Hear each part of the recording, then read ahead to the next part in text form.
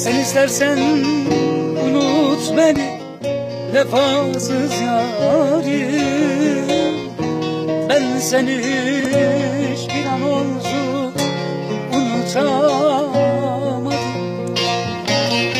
Sen istersen unut beni, vefasız yarim. Ben seni hiçbir an olsun unutamadım. Gözlerimden akan yaşlar hep senin için. Yapamadım kara gözlü, unutamadım. Vallahi billahi seni unutamadım.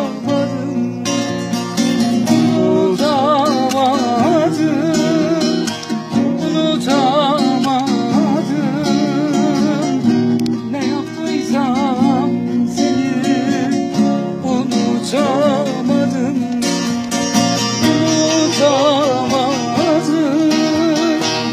Unutamadım. Vallahi billahi seni unutamadım.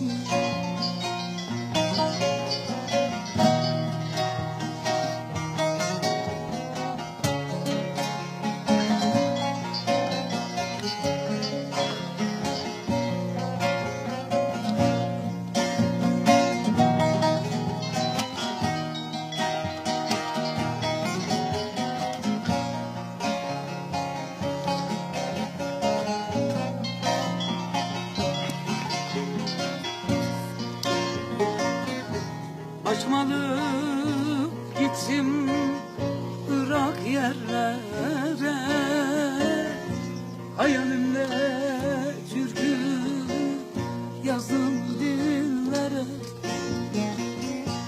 Başım alıp gittim Irak yerlere. Hayalimle türkü yazdım dillere.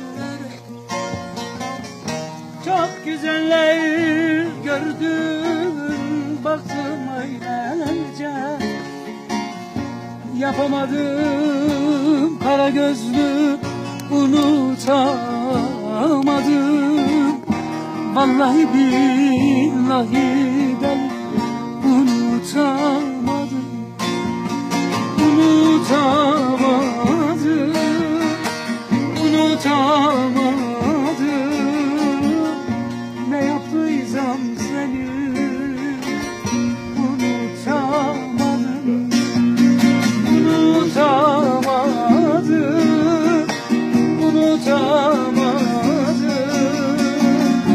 Vallahi billahi sen unutamadım.